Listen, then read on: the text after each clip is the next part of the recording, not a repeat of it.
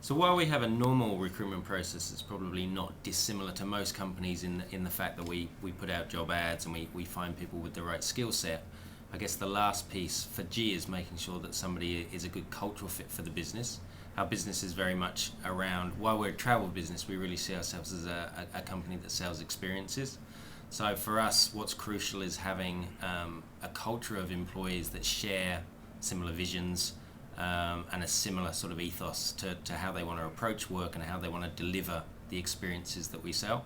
So the final piece in our recruitment process is something we call a culture fit interview, which is people have usually been through the normal interview process, and it's somebody that we'd like to hire, or somebody, in my case, somebody I'd like to hire, but then we bring in a bunch of people in the business, not at a senior level, so sort of a random selection of people from various departments, and they will conduct the culture fit interview.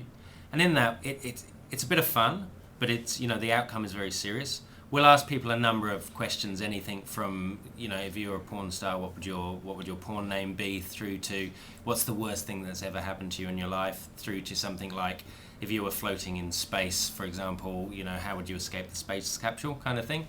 And the process is really designed to give the individual applying to come and work at G some insight into sort of what makes us tick as an organisation, and similarly it allows us not to hire what we call brilliant jerks.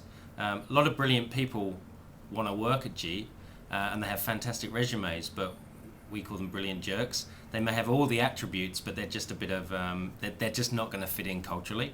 They're going to be all about themselves and the individual and what they can achieve for themselves. Whereas at G, we try and foster an attitude of what can we achieve for the culture, and then our personal goals tend to be an outcome of that.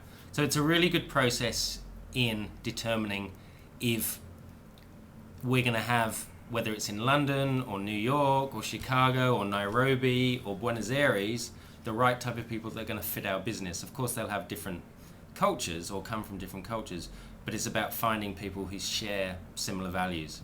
And that's the final stage of the process. And if those people that conduct that process give those guys a red flag, there's nothing I can do about that. They have the final say on whether we can go ahead and recruiting that person. So it's a very foolproof way of ensuring that we get the right kind of employees into the business, and similarly those employees know exactly what they're coming into and are a good fit from day one and enjoy the role.